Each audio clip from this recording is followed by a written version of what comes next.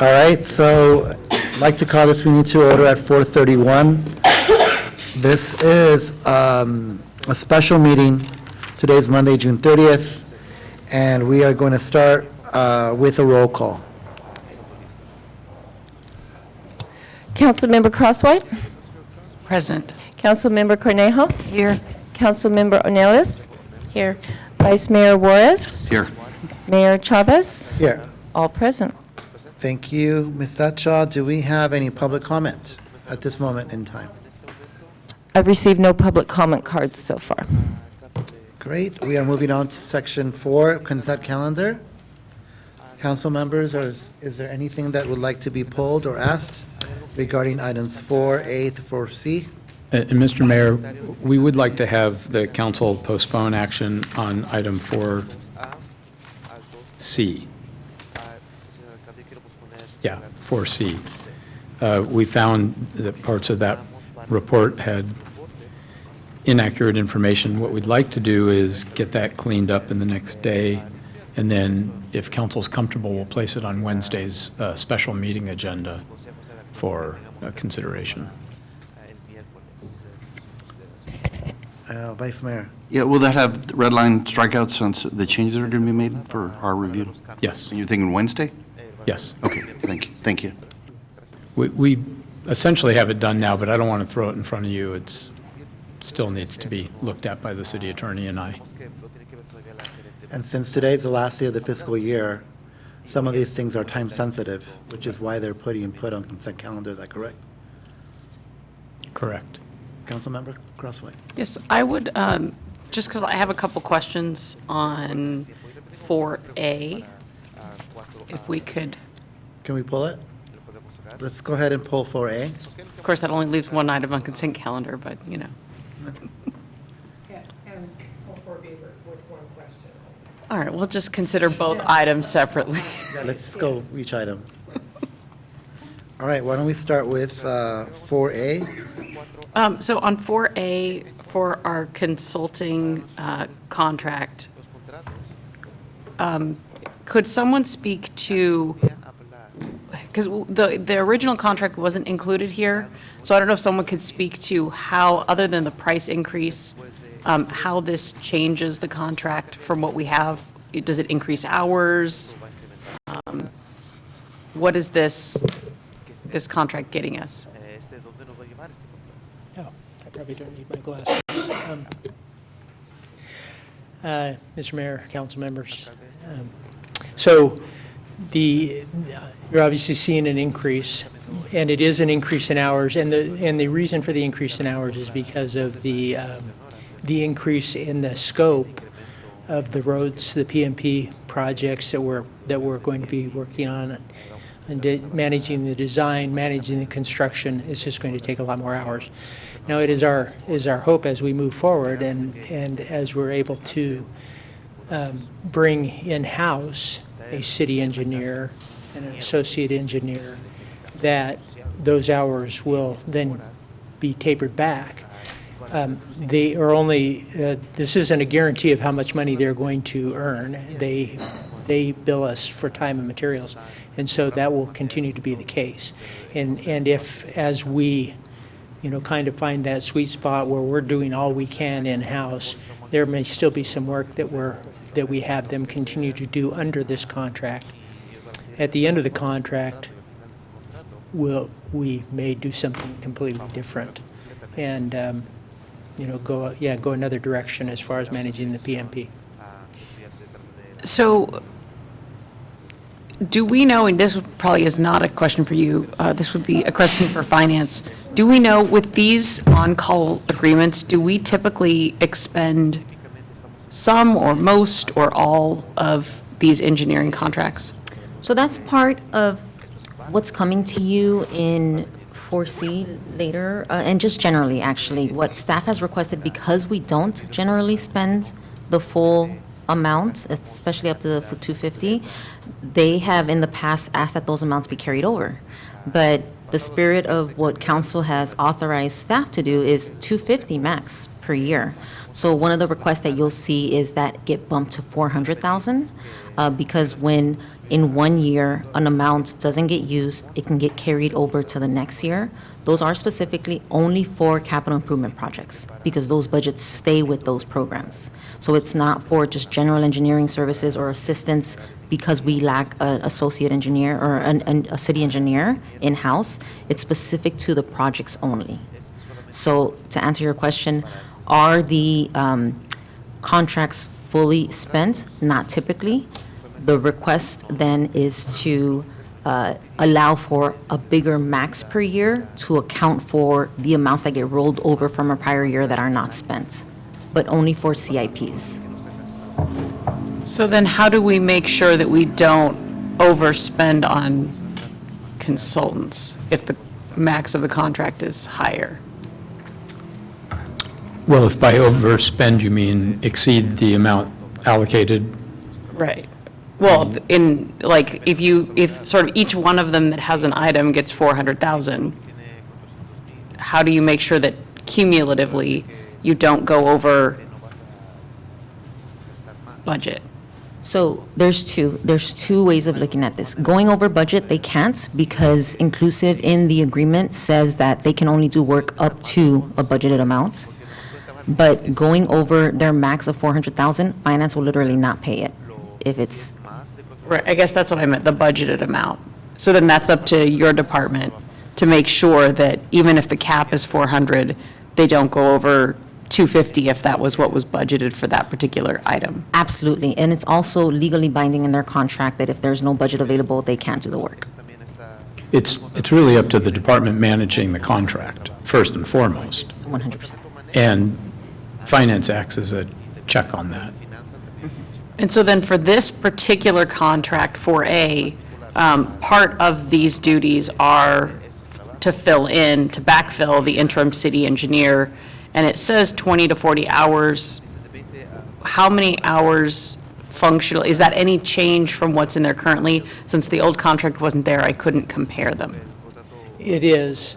It is an increase, but that increase is really for what I already talked about, the larger pavement management needs that are going to occur as we move forward with the additional funding that we are getting through Measure R. And so exactly how much that is, we currently have our city engineer here on site 1 day a week. And then he does other work that's not on site. He may come on Wednesday, for example, to come to a council meeting. But he spends an entire day here on Tuesday typically. And then he's doing other things off-site. And I would guess that his average week with the city is somewhere around 20 hours a week. And so going up to 40 hours, it's probably been 10 to 20, and now it's going to go 20 to 40. So if,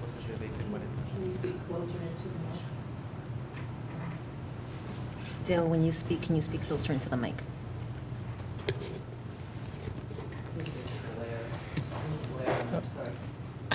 Okay. all right, that was distracting. So if something were to be needed to be signed off on a day other than the 1 day, will this allow us to get any of those things signed off earlier, or will they still have to wait until the 1 day? Well, if it's something that can be, boy, now I can't even remember what we call that, when people can receive the document, DocuSign. Yeah, if it's something that could be entered in DocuSign, it could be signed anytime, any day, whether he's here or not. But him being around more hours during a week, 2 days a week, for example, and that's probably what the case will be. He would be here 2 days a week. That would help in that instance, being able to sign documents that need to be signed. Go ahead, Vice Mayor. Is that the practice we do now, the DocuSign, or is that something you're proposing? Or do people have to wait until the person's on site? We do use DocuSign in the city, yes. How much it's used for engineering purposes, I couldn't say.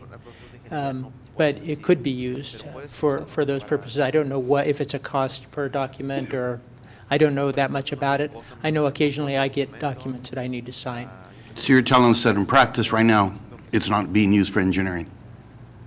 Well, I didn't say it's not. I said I don't know if it's being used for engineering, but it could be. Right now, DocuSign is primarily used for the routing of contracts, and ironically, Public Works is the one that has the most contracts typically, so it is being used for engineering, but it really is solely being used for contract routing, but also human resources, they have their own little thing, but it's mostly contract routing. So for just general daily work, it's not currently being used. The other thing to note is that it's not just the city engineer that these hours are for. They also have, Justin, who's one of the engineering techs, or some other folks that are also included. So the increase in hours is reflective. That's true. So- We do have 2 people here 1 day a week right now. To the council member's point, is there a backlog we have existing, that if he's not here only once a week, then people are waiting? What are you seeing in your tenure here with us?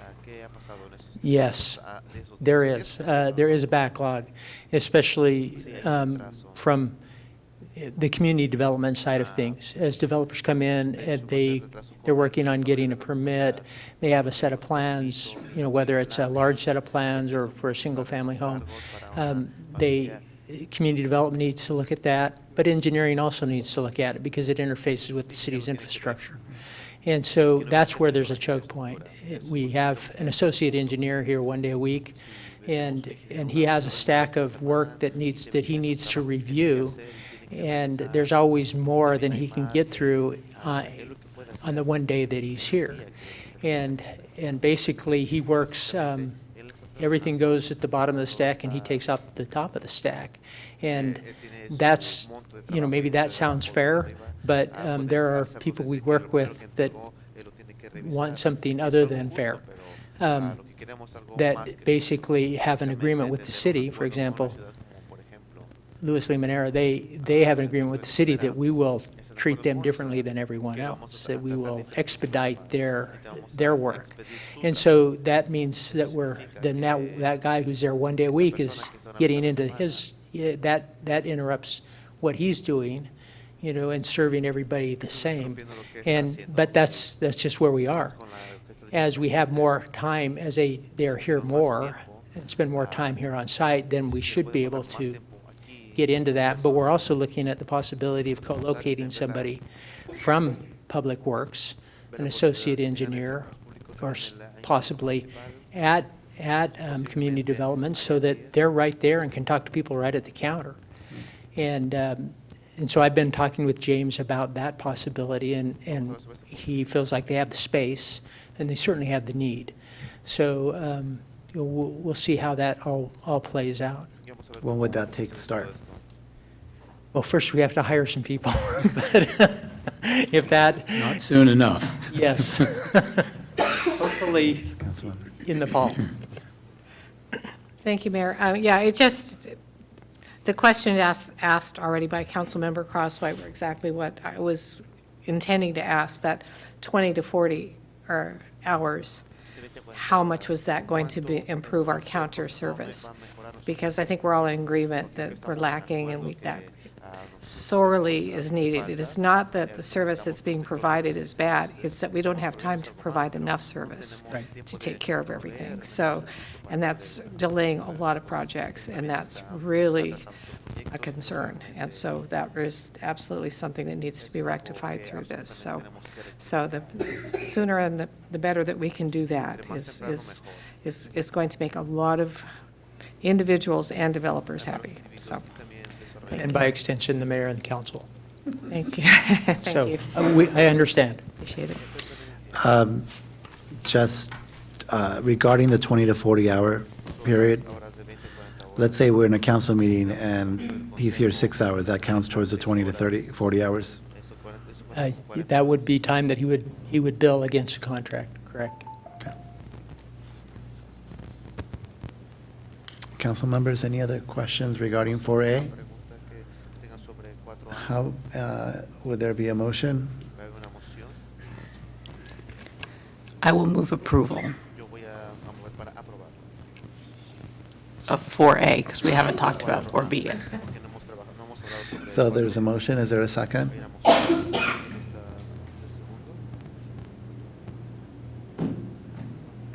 I'll second.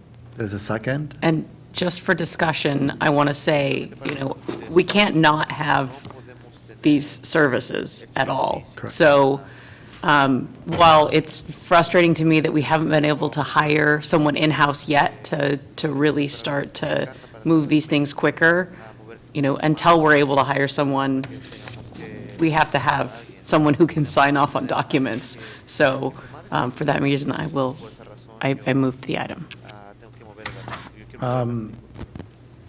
In the contract, in the amendment, and this is a question for our legal counsel, again, I think it was asked at a previous meeting regarding a clause, if we decide to, if we're not billing them for services, right? Because they're being done by somebody else, someone in-house. There's provisions of the contract regarding that.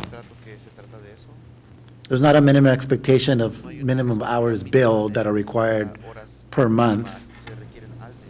No, for these types of agreements, these 3-year on-call task-based agreements, it's, the hours accrue based on the accumulation of task orders. So that should be pretty easy not to exceed, if that's what you're concerned about. And if there's a dynamo team that comes in. Yeah, then that can be shifted to a different contractor. Great, thanks. All right. Call for the vote. All those in favor say aye. Aye. Reluctantly, aye. All right, motion carries. Thank you so much. We're moving to item 4B. We have Fourth Amendment to Professional Services Agreement with Merchant McIntyre and Associates for Legislative Platform. There were questions, yes, Councilmember Cornejo. Yeah. Forgive me on this, as I look at the numbers, I believe the number is reduced for this year over prior years, is that the case? Correct. Yeah, okay, so, and I just wanted to point that out, that, that I have experienced their expertise, I think that they are very good at what they do. This year will test, with the change in everything federally, how successful they can be in the new environment. So I think we need to watch that closely. But at this point, I think, again, they're very good at what they do and should prove themselves this year. So. Thank you, and I might point out, we have the opportunity to exit this contract on a month-to-month basis. So if things come to a grinding halt in terms of any, federal appropriations, we can always decide to make a change. Thank you. And since, wanted to make sure the public understands the importance of having these folks work on our behalf in Washington in terms of appropriations. Mr. Singer, how much did we receive, let's just say this last 2 years, in terms of federal allocations because of the advocacy efforts that these folks, but also the council members and staff have been part of? It's been quite substantial. 2 years ago, we were awarded $2 million, which was to be put towards the Harvard Boulevard project. Last year, we asked for a little over $1 million. We got just under $1 million to help with the Mesa Tank project. We have been placed on the short list, if you will, this year for $2 million for a crosstown pipeline. And then, of course, we've also been successful getting some state funding, including recently for the sports park. So I think it's been net positive. Definitely a return on the investment, right? Yeah. Great. All right, any other questions regarding the contract? All right, is there a motion to approve? Mayor, I'll move approval of consent calendar item 4B, boy. Motion made by the vice mayor, is there a second? I'll second. Councilmember Crosswhite seconded it. Now we all go into any additional questions, comments, concerns? If not, all those in favor say aye. Aye. Aye. Motion carries. Thanks so much. We are skipping 4C, going to be postponed to the following meeting. Now we're moving to action items 5A. City of Santa Paula vacancies report. Mr. Singer? Thank you. I'd like to bring up our Human Resources Administrator. This is a new item that state law is now requiring, so you haven't seen this before, but she'll walk us through what the obligations are. Yes, good evening, Mayor and members of the council. As the city manager stated, it is a new requirement, so this report today complies with the city's reporting requirement under Assembly Bill 2561. Effective January 1st, 2025, AB 2561 amended the Myers-Milius-Brown Act by creating a new obligation for public agencies to publicly address the status of their job vacancies. As such, the city is required on an annual basis going forward to hold a public hearing at least once during the fiscal year, prior to the adoption of the final budget, to present information on the vacancies and recruitment and retention efforts of the city, as well as identify any changes in policies or procedures that may be needed to assist on our recruitment and retention efforts, and also allow bargaining units, if they choose to make presentations before the council during the public hearing concerning vacancies and recruitment and retention efforts in their units. Should the number of vacancies meet or exceed 20% of the total number of authorized positions, and if requested by employee organizations, the city then is required to provide additional information to bargaining units that include job vacancies, number of applicants that applied per position, the number of days needed to complete a hiring process, and any other opportunities that could improve compensation or working conditions. The city authorized 124 positions in fiscal year 24-25. Amongst those, we had positions in all of our 7 employee units, which include the Santa Paula Police Officers Association, SEIU, Supervisory and Professional, Mid-Management, and our 2 unrepresented groups, which are the Executive Management and Confidential group. As of December 31st, 2024, the number of vacancies of budgeted positions and vacancy rates are listed per group in the chart above you, with the citywide vacancy rate of 4.8%. As you could see, there are no bargaining units that met or exceeded the 20% mark vacancy rate during any month during the 2024 reporting period, which runs from January 1st through December 31st, 2024. I would also like to note that positions that were frozen, that were budgeted positions but were frozen during the fiscal year, were not included in the number of vacancies or total vacancy rate by month as of December 31st.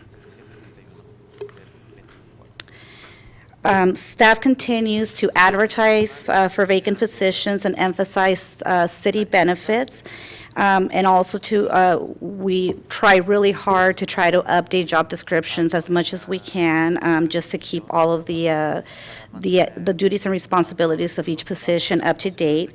And also, we work hard to ensure that recruitment processes are streamlined as much as possible. Staff works to ensure retention by completing backgrounds and reference checks, providing a welcome orientation to all of our new hires that consists not only of HR's onboarding, but also involves our hiring managers in assisting us with bringing them into the organization, taking them around, and introducing them and making them feel, part of the team. In addition, during fiscal year 24-25, the City Council also enhanced the city's employee benefit package by including new benefits, which is our 457 deferred compensation city match, as well as we introduce a wellness and fitness reimbursement program. We also, if you recall, you also authorized during the fiscal year signing and retention bonuses for difficult-to-fill positions, which assisted us in our retention efforts. And you authorized a compensation study, which was completed about a month and a half ago. And we continue to emphasize employee engagement through the City Council adopted Resolution 73332, which helps us promote employee recognition and appreciation activities through a number of events, such as our annual employee service appreciation breakfast, a lot of fun lunches, and opportunities for employees to come together. This concludes the presentation, and I'm available for any questions that council may have. Yes, council member. Just one question. Why do the frozen positions not get included in the total for, Because since they were frozen, we were not actively trying to recruit. So this is meant for positions that we were not able to fill, and as such, they remained vacant. Said a different way, you can't have a vacancy if you're not filling a position. There's no vacancy that existed. They were budgeted, but even though then they were frozen. budgeted? Yes. And I believe Okay. that was part of a council action, right? That was, Yes, council member. In just seeing this, and I thank you for the presentation, it just makes you wonder why it has been asked of us, and it also alludes to your question.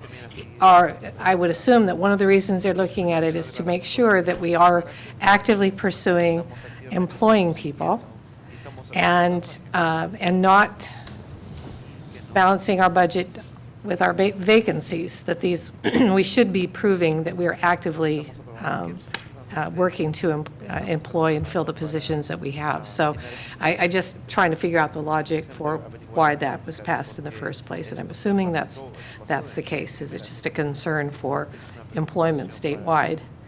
And that with these reports, if they see an anomaly of someone that's way off, or a city that's way off, or any association, that they better be trying harder not to put all of the work on those existing employees and fill those positions. So it seems logical to me that they would, we always hate to have more reports and more resolutions, but I see purpose in this one, so. yes. So this is the first year that we're bringing this to the council. Going forward, we will be doing it on an annual basis, and you'll probably be receiving the report like more closer to like end of January, early February to report on the previous year.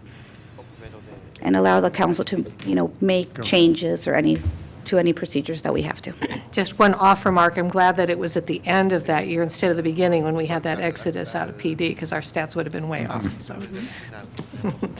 And kudos to the department for the hiring. Thank you. Okay, perfect. And then I'll note that this is also an opportunity for recognized labor groups to speak, but I see that there are none here. So we'll just note that for the record. Is this technically the public hearing? But not a public hearing that's been advertised. Right. It's a requirement that we notify each of Just- the bargaining groups that they can come and present. Standard or appear. notification? Okay. So no action? Just, do we have to motion to receive?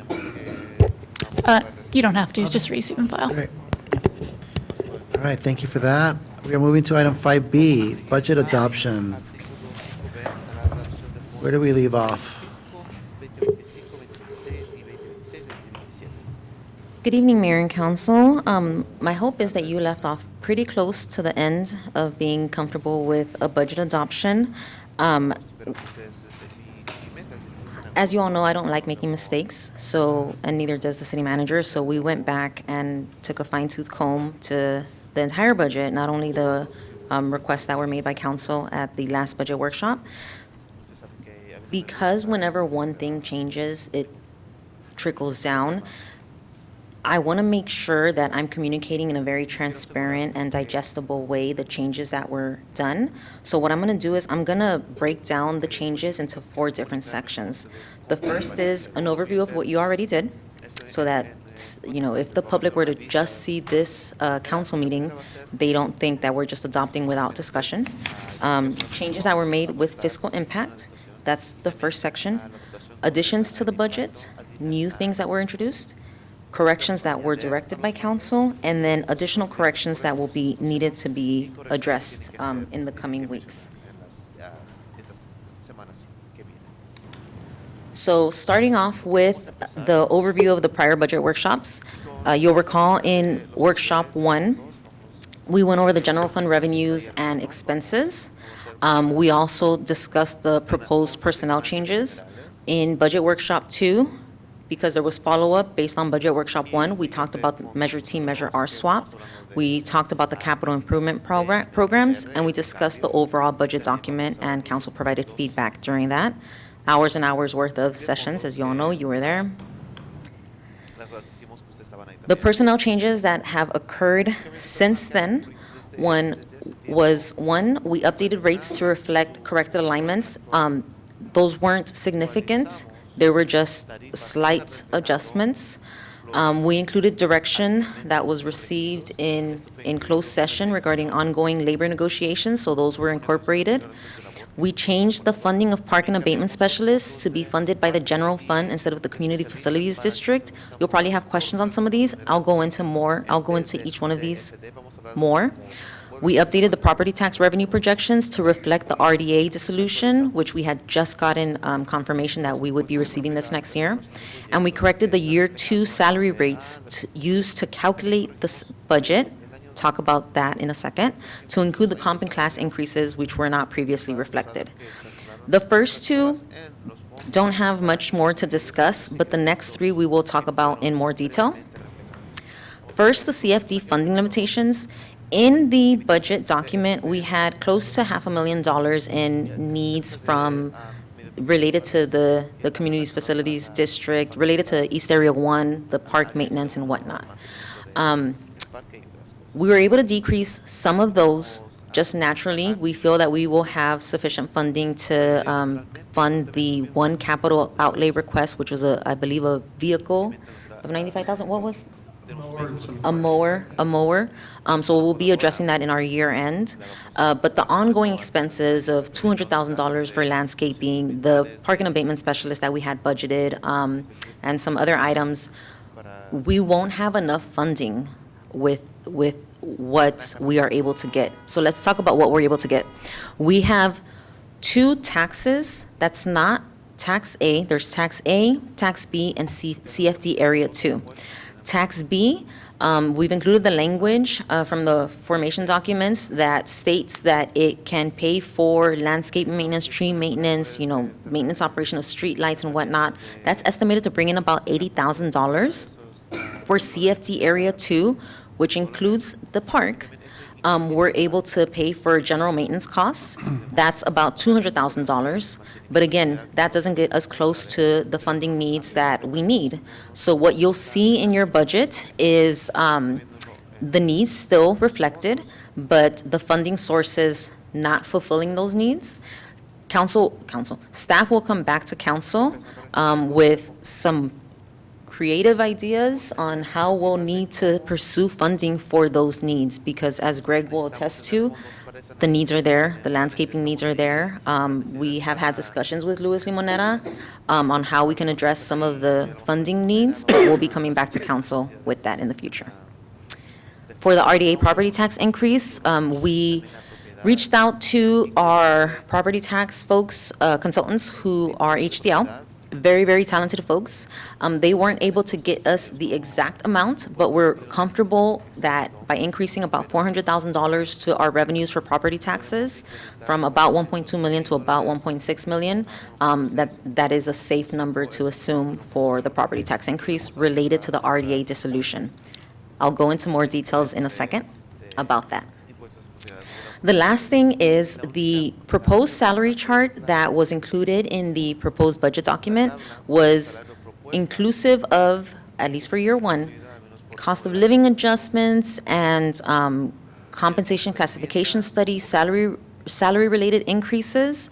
But the direction that we've received, in particular from our legal counsel, is that if we were to include that and have council adopt those without finishing labor negotiations, it's putting the cart before the horse. Yes, putting the cart before the horse. So what we're doing instead is, we want to be transparent, but still correct. So we are proposing that you adopt the existing salary schedule, but we are including as an Appendix D the rates that were being used to calculate the budget. So it is all out there. Yep. Go ahead. I mean, other questions, but on this in particular, so the proposed salary schedule numbers aren't the same as the ones in Appendix D. Correct. So the proposed salary schedule is just our existing salary rates because we don't have labor negotiations completed. Appendix D is what we anticipate, what, All right. what has been discussed, yeah. I just wanted to make sure, I was like, trying to make sure I was tracking why they were different. Okay. Yeah, we didn't want to include a budget that wasn't reflective of what the needs are. I had noticed they were different, I just wasn't sure why. Okay. Any other questions prior to this before I move on? I can keep going, we can circle back, whatever you'd like. All right, I had one other question. Okay. What is the gap for ongoing park maintenance from the last slide? Because we have, what, 280 So if we have 280. currently. And our needs are about 400,000 without that one-time expense. That's about right? We're looking at a gap of 120,000. However, that 200,000 will be needed for, that's what you're gonna, Well, I was going to say it's not reliable, that 200, go. right? the 200,000, if there are additional maintenance costs related to the creek, that is gonna be shifted to that, then that would not be available for maintenance. So we have somewhere between 120 and 320 that we're, Short, Correct. yeah. Okay. Moving on to the additions to the budget. The first is the aforementioned proposed salary chart, because that was an addition and change. The second is the transmittal letter. The third is the fiscal forecast, and the fourth is the budget adoption resolution. These are the new items that were added to the budget. Starting off with the transmittal letter, for those maybe in the public who are less aware, is a message to introduce and summarize the proposed budget document. Notable things in the transmittal letter, number one, and new this year, is the unfunded accrued liability explanation, in particular because we did that correction to prior years, and council has noted some line items that have significantly changed. We've discussed the UAL explanation in detail. Also, the Measure T breakdown and the Measure R introduction to the budget document. Next, the fire annexation is something that council has in the past asked that we identify the loss of revenues related to the annexation. This year, we also updated it with the RDA dissolution amount. So in the past, compared to the $800 to $1 million in regular property taxes, I'd say $1 million in regular property taxes, the county fire is receiving about $3.5 million. For us now, compared to the $400,000 that we're expected to receive due to the RDA dissolution, they're expected to receive about $1.3 million. So that's information that the council has asked for in the past, so we went ahead and updated that with the RDA dissolution. Lastly is the strategic plan and major initiative summaries. Next is the fiscal forecast. We took a different approach to the fiscal forecast this year. It has it's a more detailed overview than prior years, separating revenues and expenses. For the expenses, we always include our assumptions. We increased with a 5% general cost increase. With the exception of personnel, we know that in years 3 and 4, council is committed to continuing the compensation and classification, and we know that there's going to be cost of living increases. So while those change, depending on the position and whatnot, we included a little bit of a buffer there. Lastly, we also know of increased UAL costs, unfunded accrued liability costs, that that CalPERS has communicated to us, so we updated those specifically. For general tax revenue increases, again, general increase of 2% in all categories. I do want to note that that includes that reliance on one-time revenue that we have. So we are expecting more homes to be built in the coming years, so that one-time revenue should continue. But if we have a year or two that it didn't occur because of delays, like we saw this past year, then the nexus between the revenues and expenses would increase significantly. Secondly, sales tax is also something that didn't use the general 2% increase year over year. Now, you're looking at 2 years plus 3 more years of projections. For the next 2 years, obviously, we had it stagnant. We do expect to have more significant increase in 29-30 as the economy begins to bounce back, we hope. And lastly is the budget adoption resolution, standard language as it normally is. However, we have increased or added a section on position control list authorities. What we found is that there are some situations, especially with a 2-year budget, where when vacancies are made available, because of the time that has passed from the budget adoption when staff is supposed to tell council the needs of the department to when a vacancy actually occurs, something may have changed. And in order to stop having to come to council and having you adopt the position control list and having you adopt, these small things, we felt it would be reasonable to allow the city manager to overfill a position. Council has authorized this in the past for the police office, for the police position, sworn position, excuse me. But that had language specific to when you knew a vacancy was going to be occurring because of the amount of time that it takes to recruit. This one would be more permanent, and it would, but it would be limited to within 10% of a position's fill. So for example, if you have a park and abatement specialist that is getting paid $22 an hour, park and abatement specialist 1, that's getting paid $20 an hour, but you know that there's a greater need, we know that there's a greater need, the most that Dan would be able to overfill would be hiring someone at $22 an hour, because 10% of $20 an hour would be 22. So we're not looking to, bamboozle council and say we need 5, maintenance positions and then end up with 2 leads and a supervisor. That would not be that significant. It would have to be within 10%. If from maintenance worker 2 to is a vacancy and a lead worker is a 10% increase, that can change, but no more than that. That is the recommendation. Any questions? Question, council members?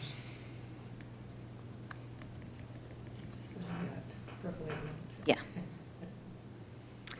So moving on, we can always come back, of course. So these are some of the corrections that were discussed. Yeah.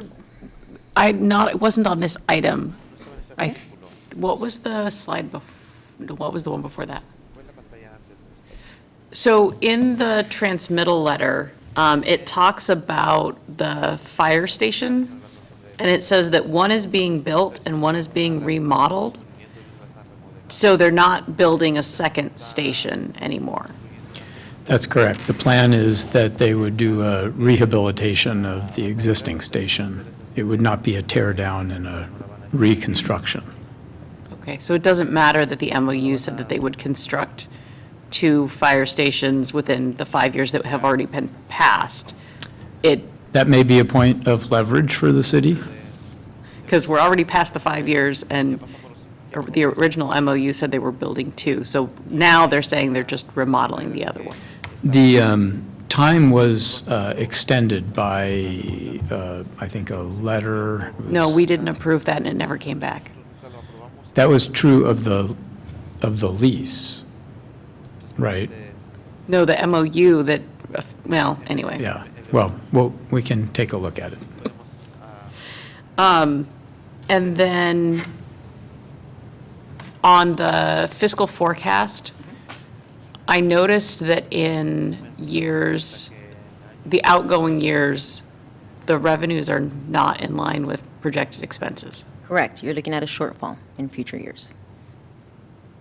We have in the past come to council with, twice, I believe, with a revenue generating workshop.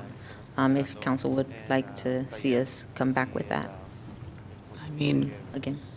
we're going to have to do something because being in a shortfall already on year 3 is unfortunate. I think there's some fairly strong language in the strategic plan from council's direction to really start to ramp up economic development, but also to be mindful of other opportunities for revenues. So those are things we'll continue to have conversations about. Because, you know, as you see with the forecast, there's a need.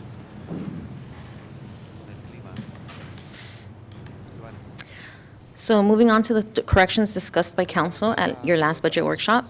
The first is in the city council program to move support to other agencies to community development for spirits. That shows up correctly in community development, the 3001 program, but it also shows up in 3002 for economic development, which I thought I had deleted. But second is for economic development, we've moved the Chamber, Heritage Valley, tourism, et cetera, into that for a total of 50,000 in the 3002 program. We spelled out Councilmember Ornelas' full name in the directory of elected officials and executive staff. For finance, we changed the bank recons to bank reconciliations. We changed Share Water dispensary services to have a comma. We corrected HDL to be indicative that it's for property taxes, property tax audits, and Hinderlitter de Lamas for sales tax audits. We've expanded the professional services description. We confirmed the non-departmental utilities budget is correct. A quick note on that. In the past, the budget for utilities was split on a general percentage basis based on historical data, but what we, and by we I mean the Public Works Department, kudos to Isaiah and that department, has now broken out each account, each line item to go to the appropriate funding source, and only a few of them were actually for general fund. So we confirm that those budgets are correct. We added fund names to the summary of sources and uses. We confirmed that the Public Works Director and Assistant Public Works Director are budgeted correctly. When your previous Public Works Director was here, he identified different programs that those employees would be working under. So for example, 280 is streets, but 610 is engineering, and 620 is something else. So that's why you don't see them all in one program, because they're split up between different programs. We've provided the sewer O&M breakdown to council, and we'll make that available as well. We've showed increases due to the $640,000 increase. The significant increase was to what they recommended, a repair and replacement fund, and we've added language about that into the narrative. For police, we corrected that the advisory committee be consistent with prior direction. We corrected that UAVs be identified as drones to, again, keep the language consistent. We updated the SLESA budget to include the remaining $174,000.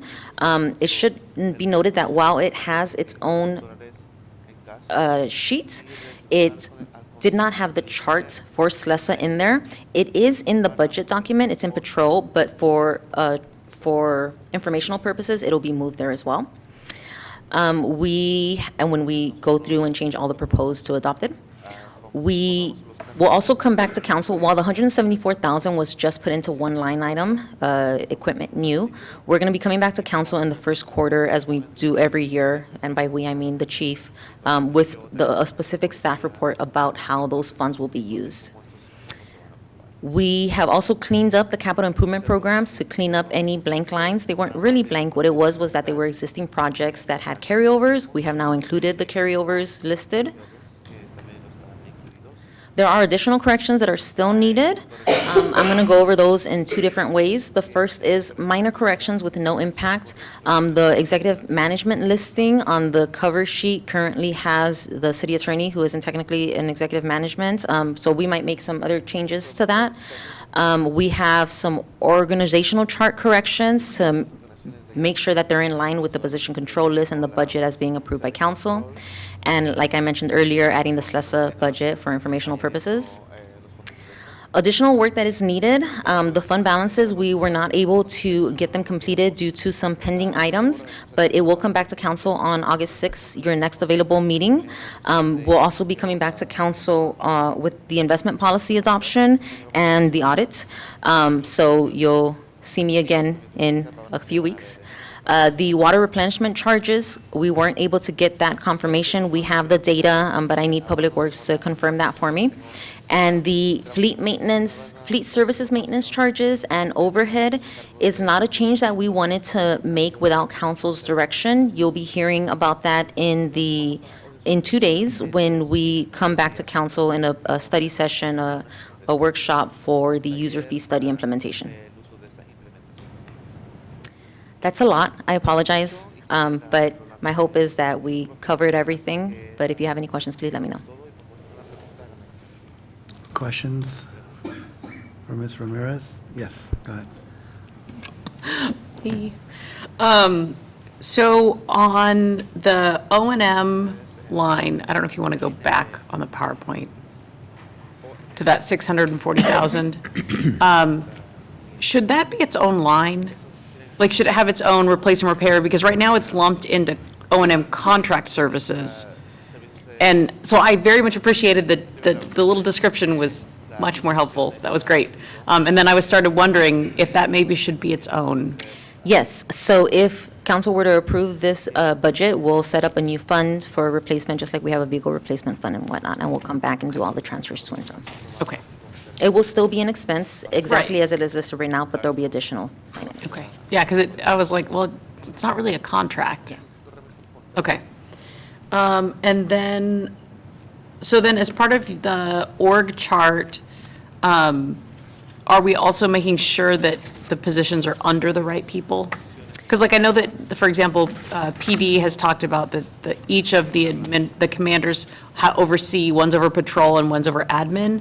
So should that be reflected in the org chart, or do they really both do both jobs? We've asked department heads, we provided department heads with the budget, and we've asked them to take a fine tooth comb, and we'll follow up on org charts and make sure that that is reflective of the true layout of the department. Okay. And then I had also had a question on Public Works, whether or not the fleet will be under the engineer when we finally have them, or, because right now they're under, different from the budget we saw a couple weeks ago. They're now under the Public Works Director. engineer, and so I just don't know will they then, if we have a Assistant Public Works Director, will they eventually report to them, or will they continue to report to the director? That's additional information that we're seeking direction from staff. And then on our salary schedule, a few weeks ago, we had talked we had read through the ordinance that had established the Mobile Home Rent Review Commission. And it had mentioned in there that there may have been at some point a resolution that established a stipend for them. And I noticed that they're not on our control list, because Planning Commission is listed, but the Mobile Home Rent Review is not. And I know we haven't so far found what that amount was. I don't know if that's just something we need to revisit and list an amount, but since they're supposed to have some sort of compensation. I will definitely look into it. We have a wonderful previous finance director who still answers my calls, and she has a very good memory. I also have all the folders here, but it's just a faster way, so I'll make sure to follow up on Yeah, that. and if we can't find it quickly, I mean, we can, I'm sure it says we can set up a resolution, so I'm sure we can fix that. But just thought I would. If it's a resolution, it'll be very easy to find because we can just search Laserfish. Okay. Trying to remember if I had a question. Now I gotta go. Those were the things from the presentation. Now I gotta go through my,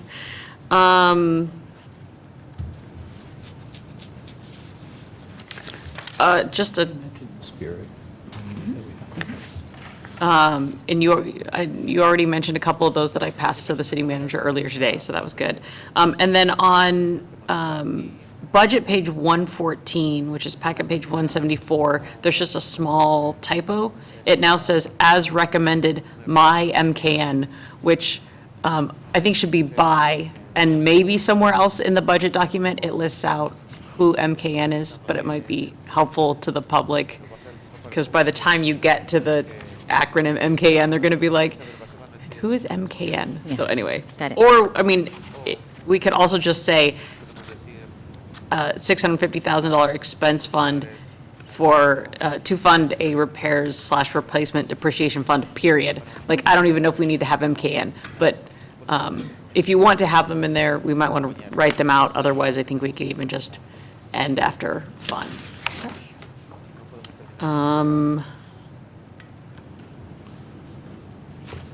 Just looking to see if there was anything else that we haven't already gone over. Sorry, one second. I made my notes on my packet, and in the old days, I would put little tabs there. Now I got to scroll through the pages. In your next budget document, or in your next budget cycle, we're going to print it for this, but we're going to aim to have a proposed budget document with tabs printed so that if you're a little bit more traditional with writing it on the paper, we'll do that as well.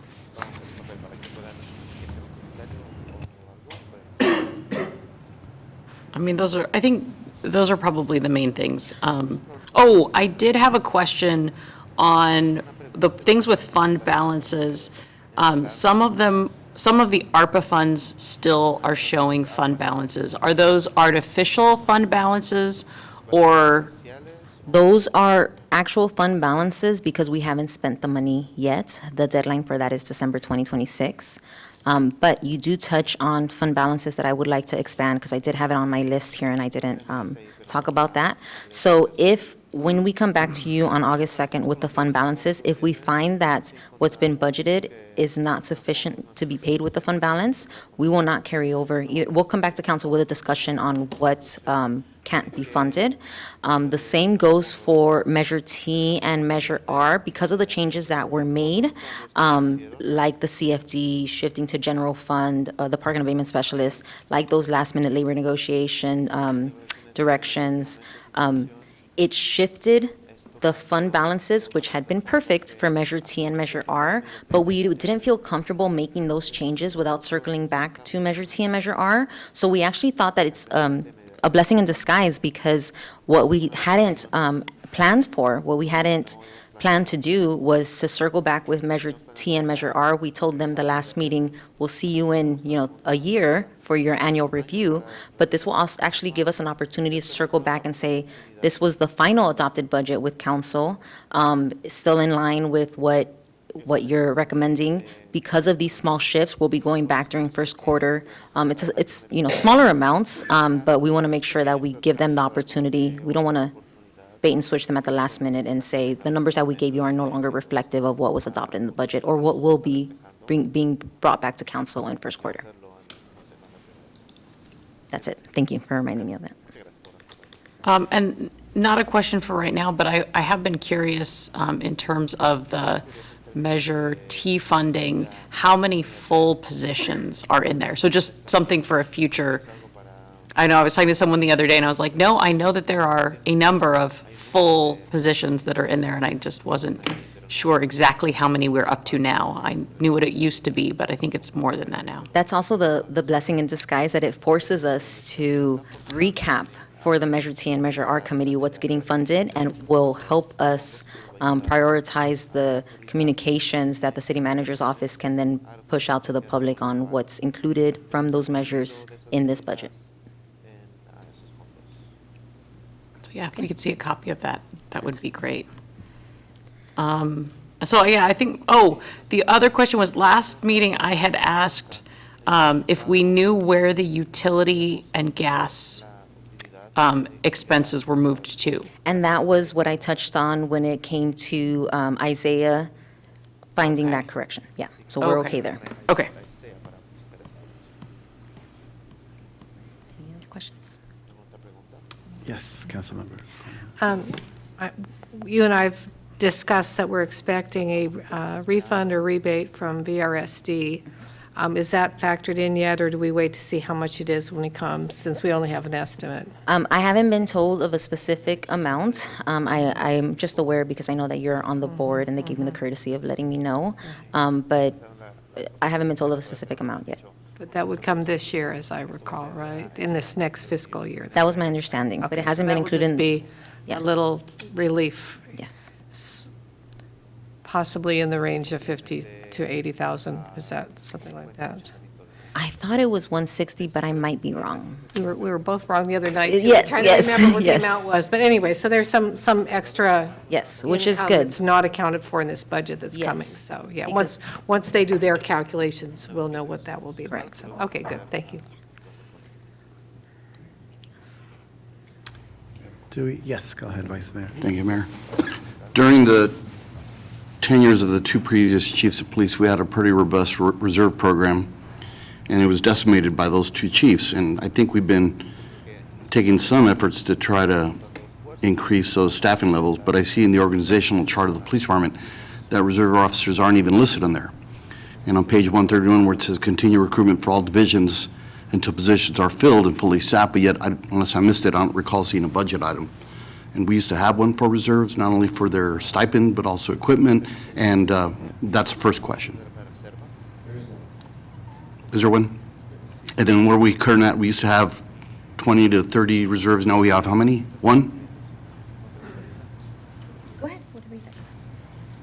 Yes, we have one, and so when we have come across vacancies to fill for full-time, we have used a pool of candidates to fill full-time positions first as a priority. So we have had those interested in being reserves, but we needed to fill full-time positions. So those people had been put into background to fulfill full-time positions, which is our priority.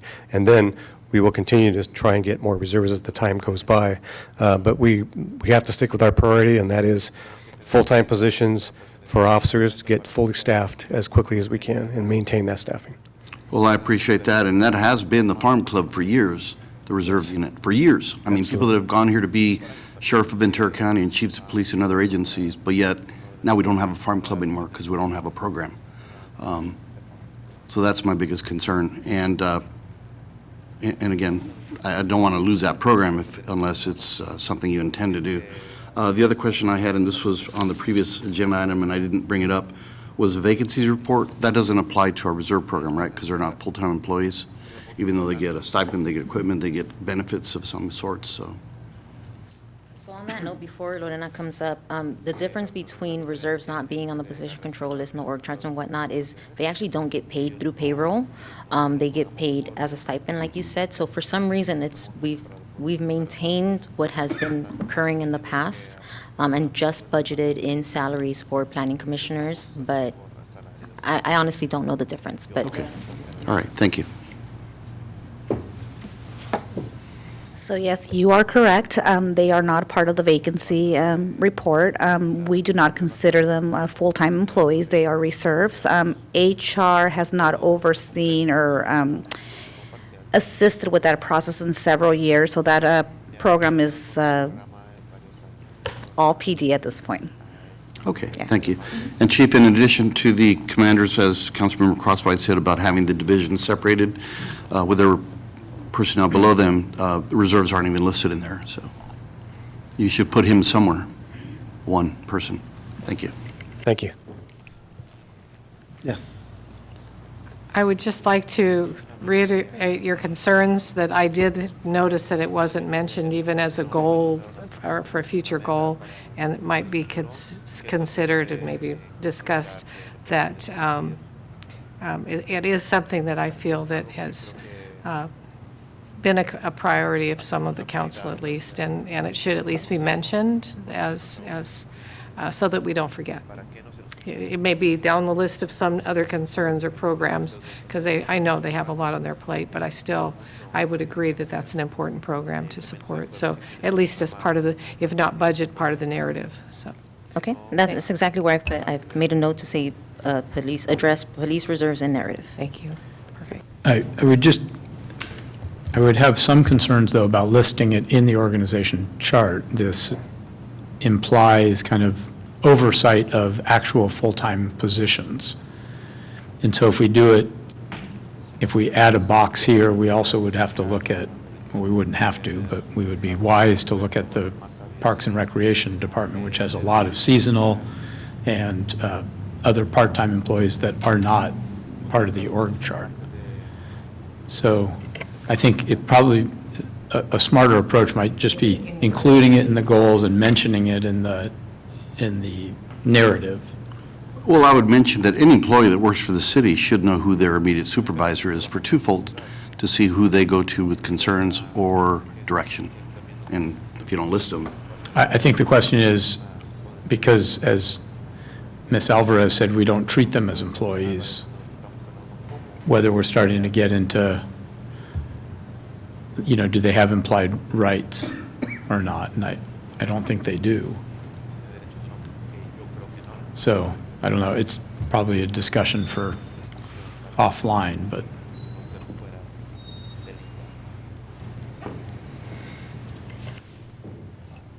Yes, go ahead, Councilmember. Likewise, in the narrative of the goals, do we mention, because I didn't see it, but it could be there, there's a lot here, the intent to hire a city engineer?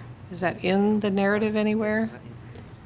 Because I think that's a priority that, I just didn't see it, but again, I could have. Recollect if the engineer and associate engineer are identified in your budget narratives as a goal As a goal, to yeah. fill those positions? If I missed it, that's on me, but I would just want to make sure, if we could look at that to make sure it's there. Thank you. Thank you.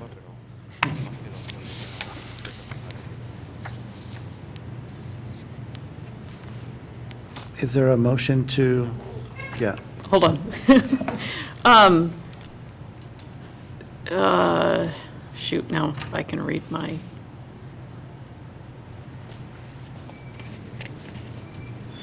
I'll have to go back and look at what that was on that page because I can't read my note. What is the apprentice to operator pathway? I saw that listed under Public Works. Yes, it was under, I think it was under the water division. Bill, you need to come to the microphone. We're on TV.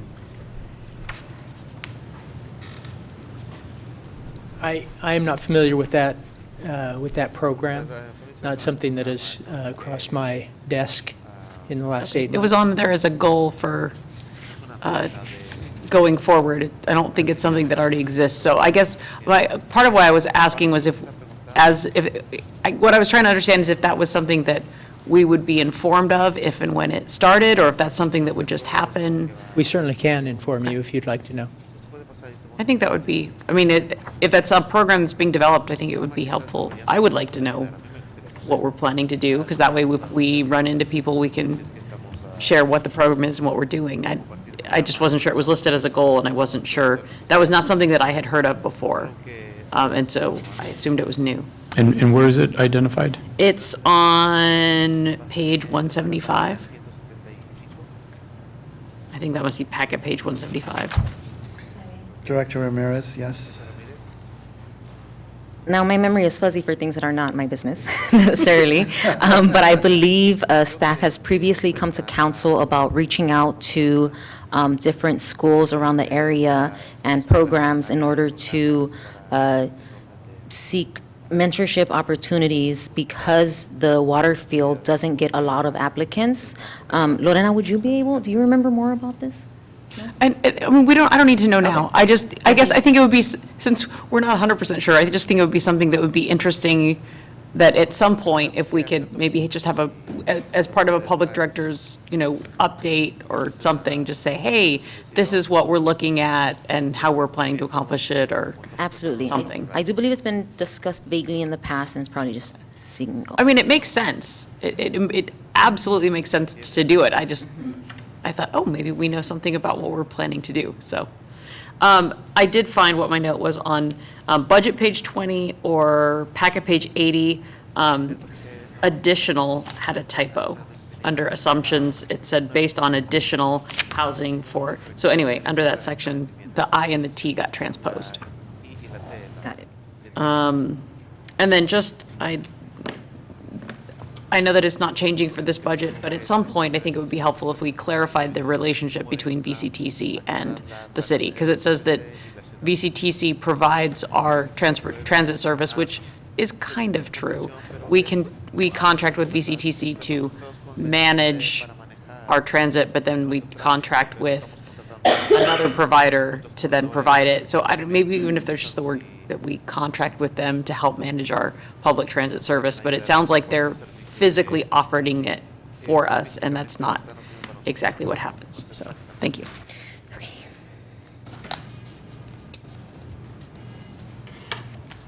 Is there a motion to approve the budget? I'll share my comments once the motion is on the table. My final thought. For purpose of discussion and clarification, I will make, move that we adopt a fiscal year budget for years 25, 26, and 26, 27. There is a motion. Is there a second? Just to clarify, does that then include the Both edits that resolutions. that need to be made to the final document? Okay, then I will. Yes, absolutely, Then I will yes. second. There's a second. We'll go into discussion and final words, thoughts about the budget. Couple things. This is a substantial investment that we're making, and we've gone through quite a process, a lengthy process that included public input and set strategic priorities. I walk away from this budget knowing that we've committed to ensuring that economic development is at the forefront, because unless we find additional revenue sources, we're not going to be able to sustain our operations in the future. We already see projected shortfalls in 27, 28. We also have this looming sunset of Measure T, right? So we are making substantial investments in our infrastructure, in our staff, and I'd like to say that there's a level of urgency, and I think we really need to have benchmarks that are reported back to us regarding progress on the economic development and increasing revenue sources. I don't want to get lost just because our residents passed Measure R. We have to find any and all alternatives on the table to really look at how do we attract business, create jobs, increase revenue, be creative about what things we can bring to our city that do those things. But ultimately, if we don't have the resources, we're going to be in a really tough spot in 27, 28, and we're putting in jeopardy future council members. And so I just can't say enough how important it is to really, every quarter, focus on this. What does economic development look like, and how can we measure that? And I appreciate all the hard work from the directors, the city manager, and everybody involved, the public. It really was a collaborative effort for us to go through this process, and I will be able to take this document as well as our strategic plan, and really now it behooves us to take that as our tool that we can go and talk to the community about, hey, this is what the city is doing. So thank you, everybody, for your participation and your involvement in this lengthy process. We have made significant progress these last 2 years, so it feels good that we're in a better place than we were.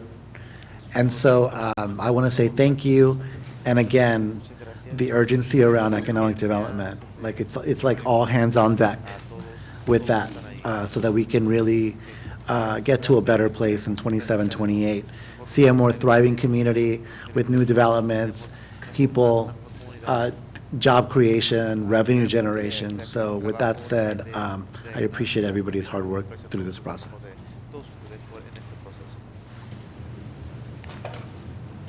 With that, I will call for the question. All right, questions called. All those in favor say aye. Aye. Aye. All right. And you have one more action suggested in this item, to adopt Resolution 7578. So we have to amend the original motion. You can make a second motion. Okay. So I was about, the first motion carries. Thank you. Now, adoption of Resolution 7578, approving an amendment to the position control list to include the senior administrative analyst classification and the administrative analyst series job description. Is there a motion? So moved. All right, is there a second?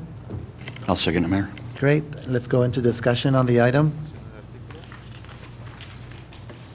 Any additional clarification? Okay. All's in favor, say aye. Aye. All right, motion carries. We have a budget, yay. Just in time. New year Tomorrow's the starts first. tomorrow. We can celebrate fireworks, right? Budget, strategic plan, like all this stuff. Again, there's always amendments, things happen. And so we know that those changes in the future will come to council for the review, and I appreciate your work on this. All right.